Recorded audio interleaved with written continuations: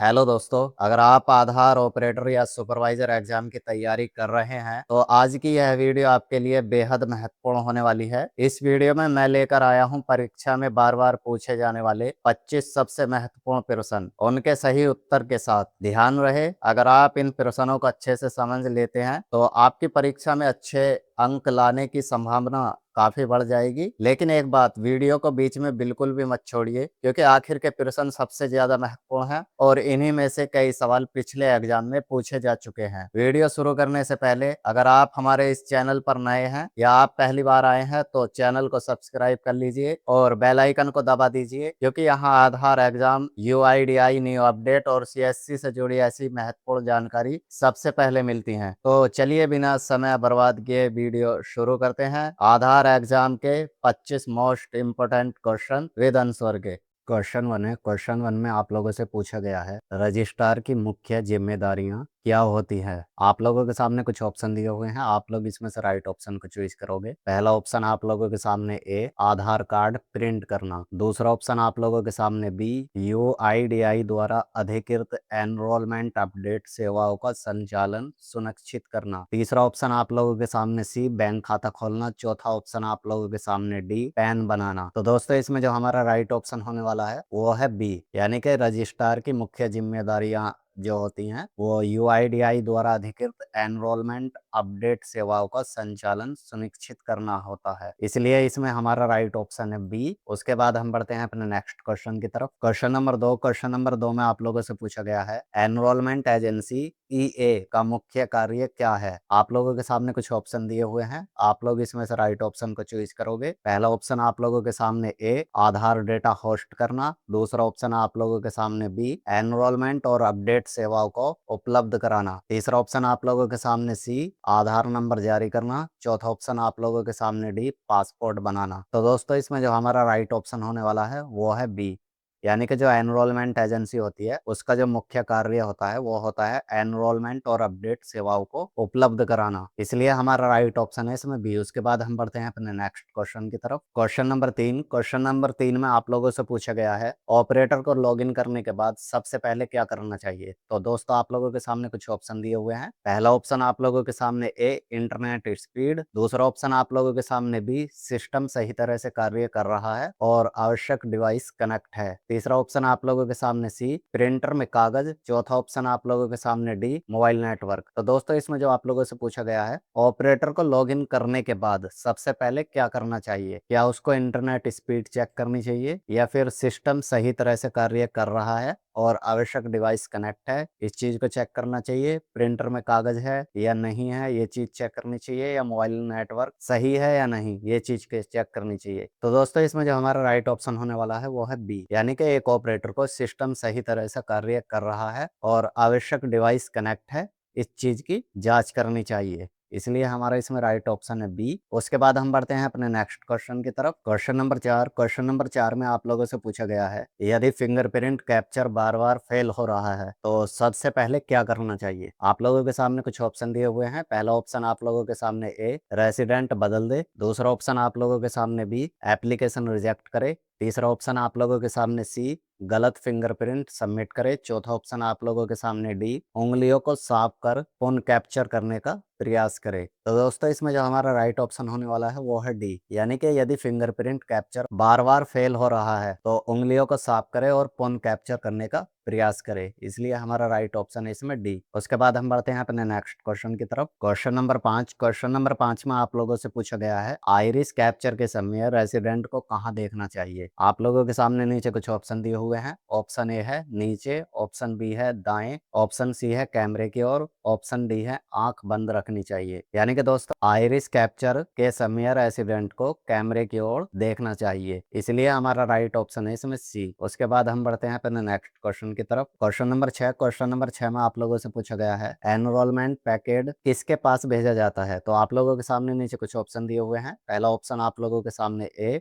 Registrar. दूसरा option आप लोगों के सामने B CIDR UIDI processing system. तीसरा ऑप्शन आप लोगों के सामने सी बैंक। चौथा ऑप्शन आप लोगों के सामने डी CSC। तो दोस्तों इसमें जो हमारा राइट ऑप्शन होने वाला है वो है बी, यानी कि enrolment packet CIDR UIDI processing system के पास भेजा जाता है, इसलिए हमारा राइट ऑप्शन है इसमें बी। उसके बाद हम बढ़ते हैं अपने नेक्स्ट क्वेश्चन की तरफ। क्वेश्चन नंबर 7 में आप लोगों से पूछा गया है ऑपरेटर का पासवर्ड कैसा होना चाहिए। तो आप लोगों के सामने नीचे कुछ ऑप्शन दिए हुए हैं। पहला ऑप्शन आप लोगों के सामने ए गोपनीय और सुरक्षित। दूसरा ऑप्शन आप लोगों के सामने बी सभी ऑपरेटर के लिए समान। तीसरा ऑप्शन आप लोगों के सामने सी रेसिडेंट को बताया जा सकता है। चौथा ऑप्शन आप लोगों के सामने डी कागज पर चिपकाना चाहिए। तो दोस्तों इसमें जो हमारा राइट ऑप्शन होने वाला है वो है ए, यानी कि ऑपरेटर का पासवर्ड कैसा होना चाहिए, तो वो गोपनीय और सुरक्षित पासवर्ड होना चाहिए, इसलिए हमारा राइट ऑप्शन है इसमें ए। उसके बाद हम बढ़ते हैं अपने नेक्स्ट क्वेश्चन की तरफ। दोस्तों इस वीडियो में जो आप लोगों को क्वेश्चन बताए जा रहे हैं उसमें से जो सही विकल्प है उसी को मैं बता रहा हूँ, ना कि सारे विकल्पों को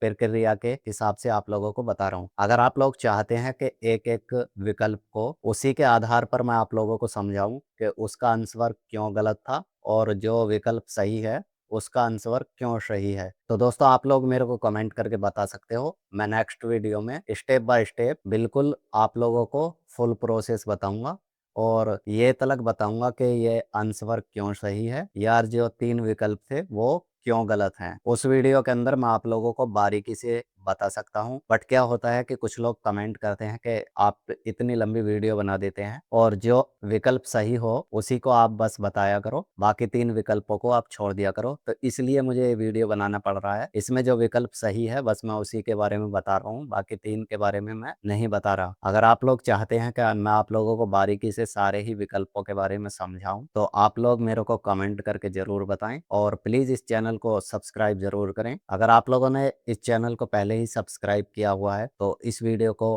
अपने दोस्तों तक ज्यादा से ज्यादा शेयर करें, लाइक करें। तो हम बढ़ते हैं अपने नेक्स्ट क्वेश्चन की तरफ। क्वेश्चन नंबर 8 में आप लोगों से पूछा गया है यदि रेसिडेंट सबमिट करने के बाद गलती बताता है तो सही तरीका क्या है। तो आप लोगों के सामने नीचे 4 विकल्प दिए हुए हैं। पहला है आप लोगों के सामने ए गलती अनदेखी करें। दूसरा है आप लोगों के सामने बी निर्धारित अपडेट प्रक्रिया अपनाएं। तीसरा है आप लोगों के सामने सी नया आधार नंबर दें। चौथा है आप लोगों के सामने डी EID बदल दें। तो दोस्तों इसमें जो हमारा राइट ऑप्शन होने वाला है वो है बी, यानी कि निर्धारित अपडेट प्रक्रिया अपनाएं। अगर कोई रेसिडेंट फॉर्म सबमिट करने के बाद गलती बताता है तो सही तरीका है कि निर्धारित अपडेट प्रक्रिया अपनाएं। उसके बाद हम बढ़ते हैं अपने नेक्स्ट क्वेश्चन की तरफ। प्रश्न नंबर 9 में आप लोगों से पूछा गया है डेमोग्राफिक डाटा में इनमें से क्या शामिल नहीं है। तो आप लोगों के सामने नीचे कुछ ऑप्शन दिए हुए हैं, यानी कि दोस्तों जो डेमोग्राफिक डाटा होता है और जो नीचे विकल्प दिए हुए हैं तो आप लोगों को बताना होगा कि डेमोग्राफिक डाटा में इनमें से क्या शामिल नहीं है। ऑप्शन ए है नाम, ऑप्शन बी है एड्रेस, ऑप्शन सी है फिंगरप्रिंट, ऑप्शन डी है डेट ऑफ बर्थ। तो दोस्तों इसमें जो हमारा राइट ऑप्शन होने वाला है वो है सी, यानी कि डेमोग्राफिक डाटा में फिंगरप्रिंट शामिल नहीं होता। उसके बाद हम बढ़ते हैं अपने नेक्स्ट क्वेश्चन की तरफ। क्वेश्चन नंबर 10 में आप लोगों से पूछा गया है बायोमेट्रिक डाटा में क्या शामिल है। तो आप लोगों के सामने नीचे कुछ ऑप्शन दिए हुए हैं। दोस्तों ऊपर जो आप लोगों से पूछा गया था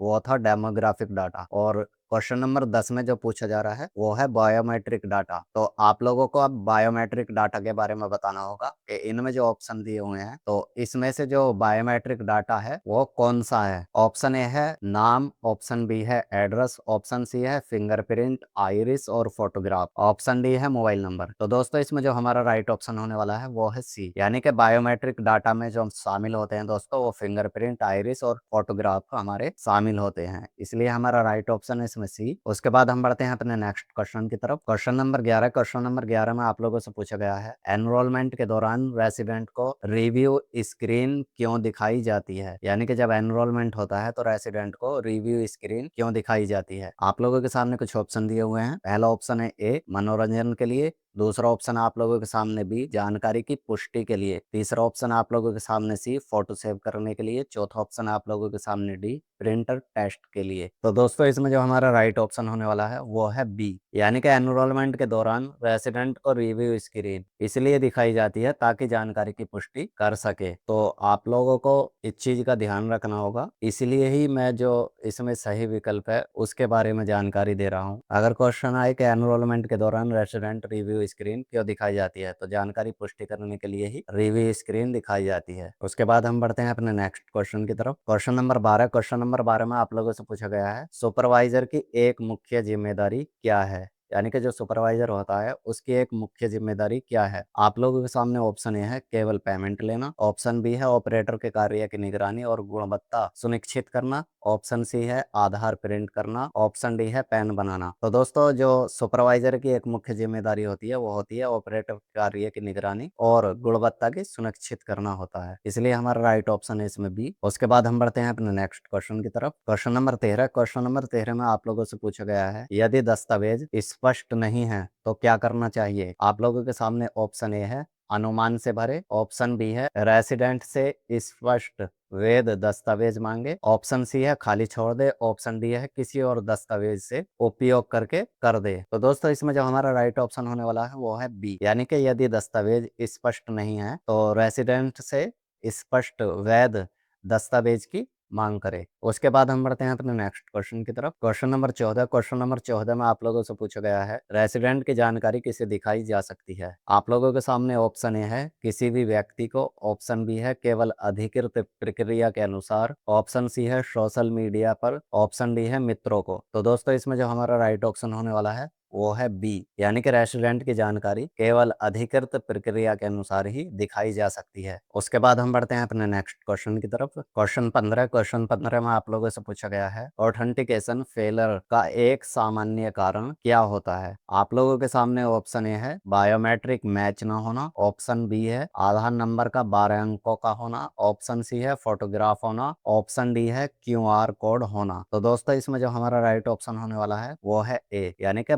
बायोमेट्रिक मैच ना होना ऑथेंटिकेशन फेलियर का एक सामान्य कारण हो सकता है। उसके बाद हम बढ़ते हैं अपने नेक्स्ट क्वेश्चन की तरफ। क्वेश्चन नंबर 16 में आप लोगों से पूछा गया है, आधार अपडेट के समय रेसिडेंट की सहमति क्यों आवश्यक है? आप लोगों के सामने ऑप्शन ए है डाटा अपडेट की अनुमति के लिए, ऑप्शन बी है नया आधार नंबर देने के लिए, ऑप्शन सी है बैंक खाता खोलने के लिए, ऑप्शन डी है पैन लिंक करने के लिए। तो दोस्तों इसमें जो हमारा राइट ऑप्शन होने वाला है वो है ए, यानी कि डाटा अपडेट की अनुमति के लिए आधार अपडेट के समय रेसिडेंट की सहमति आवश्यक है। उसके बाद हम बढ़ते हैं अपने नेक्स्ट क्वेश्चन की तरफ। क्वेश्चन नंबर 17 में आप लोगों से पूछा गया है, एनरोलमेंट क्लाइंट सॉफ्टवेयर का उपयोग किस लिए किया जाता है? आप लोगों के सामने ऑप्शन ए है आधार एनरोलमेंट अपडेट प्रक्रिया के लिए, ऑप्शन बी है वीडियो एडिटिंग के लिए, ऑप्शन सी है GST रिटर्न के लिए, ऑप्शन डी है इनकम टैक्स के लिए। तो दोस्तों इसमें जो हमारा राइट ऑप्शन होने वाला है वो है ए, आधार एनरोलमेंट अपडेट प्रक्रिया के लिए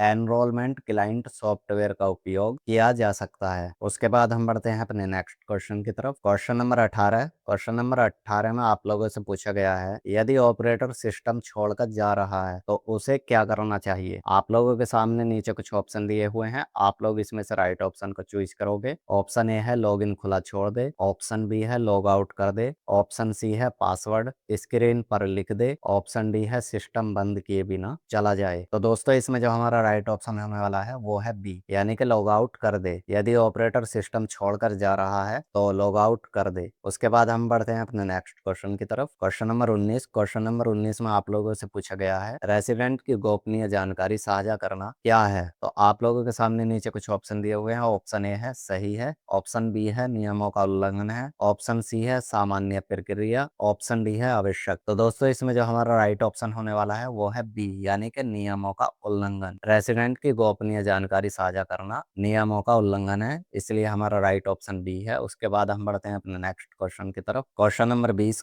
20 में आप लोगों से पूछा गया है, आधार नंबर जारी होने के बाद क्या रेसिडेंट का नंबर बदल जाता है? आप लोगों के सामने ऑप्शन ए है हाँ, ऑप्शन बी है नहीं वही रहता है, ऑप्शन सी है हर अपडेट पर बदलता है, ऑप्शन डी है हर वर्ष बदलता है। तो दोस्तों जो आधार नंबर जारी होने के बाद क्या रेसिडेंट का नंबर बदल जाता है? बी ऑप्शन हमारा इसमें सही ऑप्शन है, नहीं वही रहता है। आधार नंबर जारी होने के बाद रेसिडेंट का नंबर वही बदलता नहीं है, वही रहता है। क्योंकि दोस्तों अगर आप लोगों का आधार नंबर एक बार जनरेट हो गया तो फिर वो नंबर बदलेगा नहीं। बाकी आप लोग आधार कार्ड पर कुछ भी अपडेट करा सकते हो, लेकिन आप लोगों का आधार नंबर सेम रहेगा, तो इसलिए नहीं बदलता, वही रहता है। हमारा राइट ऑप्शन है बी। उसके बाद हम बढ़ते हैं अपने नेक्स्ट क्वेश्चन की तरफ। Question number 21। क्वेश्चन नंबर 21 में आप लोगों से पूछा गया है एनरोलमेंट के बाद रेसिडेंट को क्या सुरक्षित रखने की सलाह दी जाती है। तो दोस्तों आप लोगों के सामने नीचे कुछ ऑप्शन दिए हुए हैं। ऑप्शन ए है EID स्लिप, ऑप्शन बी है प्रिंटर, ऑप्शन सी है स्कैनर, ऑप्शन डी है टोकन। तो दोस्तों इसमें जो हमारा राइट ऑप्शन होने वाला है वो है ए, यानी कि एनरोलमेंट के बाद रेसिडेंट को EID स्लिप यानी कि एनरोलमेंट ID स्लिप सुरक्षित रखने की सलाह दी जाती है, ताकि जो आधार कार्ड का स्टेटस है वो EID स्लिप से चेक किया जा सके और आधार कार्ड बनने के बाद EID स्लिप से उसको डाउनलोड किया जा सके। तो इसलिए इसको सुरक्षित रखने की सलाह दी जाती है। उसके बाद हम बढ़ते हैं अपने नेक्स्ट क्वेश्चन की तरफ। Question number 22। क्वेश्चन नंबर 22 में आप लोगों से पूछा गया है ऑपरेटर का कार्य किस सिद्धांत पर आधारित होना चाहिए। आप लोगों के सामने ऑप्शन ए है स्पीड, ऑप्शन बी है एक्यूरेसी, प्राइवेसी और क्वालिटी, ऑप्शन सी है केवल क्वांटिटी, ऑप्शन डी है अनुमान। तो दोस्तों इसमें जो हमारा राइट ऑप्शन होने वाला है वो है बी, यानी कि ऑपरेटर का कार्य किस सिद्धांत पर आधारित होना चाहिए। तो प्राइवेसी और क्वालिटी के आधार पर हमारा जो सिद्धांत है वो होना चाहिए, इसलिए हमारा राइट ऑप्शन है इसमें बी। उसके बाद हम बढ़ते हैं अपने नेक्स्ट क्वेश्चन की तरफ। Question number 23। क्वेश्चन नंबर 23 में आप लोगों से पूछा गया है UIDI का उद्देश्य क्या है। आप लोगों के सामने ऑप्शन ए है पैन बनाना, ऑप्शन बी है ड्राइविंग लाइसेंस बनाना, ऑप्शन सी है पासपोर्ट बनाना, ऑप्शन डी है यूनिक आइडेंटिटी उपलब्ध कराना। तो दोस्तों जो UIDI का उद्देश्य है वो है यूनिक आइडेंटिटी उपलब्ध कराना, इसलिए हमारा राइट ऑप्शन है इसमें